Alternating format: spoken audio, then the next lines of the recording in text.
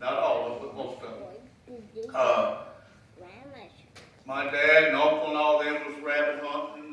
They're going to go with the bayou and make a rabbit hunting drive for deer, I guess you would call it, which was highly illegal at that time. So they put me and EJ on the road. Back then we all used shotguns, you know, in case you could only kill bucks, and in case a buck come across the road. Well, here comes EJ walking down to where I was at. He says, I'm bored. I said, I am too. Of course, we were pretty young then. Evidently one or both of us could drive. I don't know. We had a vehicle. He said, let's go get some ice cream. I said, I'm game. So we walked back to the house and we went. I said, you know, I've never been on a city bus in my life. I don't think I ever rode a school bus. He said, we're going to go ride the bus. Well, we counted our money. We had enough to ride the bus and each get us a root beer float. Well, we get on the bus and two country boys didn't know much about city buses. We were going to ride it until we got back to where we started. Well, that doesn't work when you ride a bus. We found out. We got to the part, the bus driver said, you'll have to get off the end of the line. I said, well, we want to go back where we were. He said, you're going to have to get off and get on the bus and pay again to get back where you were. So they weren't our cold floats, our root beer floats. So we didn't have enough money left for that.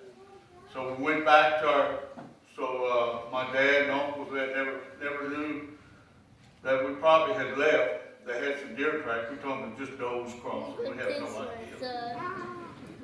And then EJ and I squirrel hunt one time. We had our shotguns and we're going to cut a shortcut back to the house, which was a big briar patch, way bigger than this property here.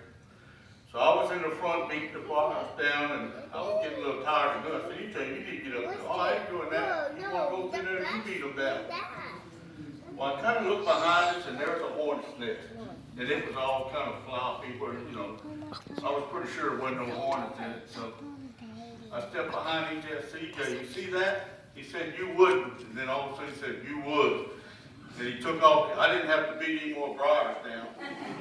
So when we got back, he said, now what would have happened if there was hornets in there? You said you knew there wasn't none after all this.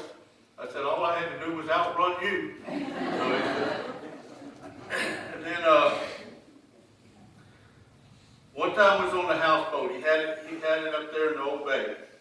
And EJ was going to cook some coubillon. I don't want and we didn't have rice, so my cousin Dale was with us. Said, well, I can walk through the woods. I know how to get to the house through the woods here, not that far. And we'll get some rice. Of course, me and Dale got sidetracked a little bit. And EJ felt the houseboat start moving about the time we should have been back. And he said, uh-oh, there's Butch and them playing another prank on me. So he started sneaking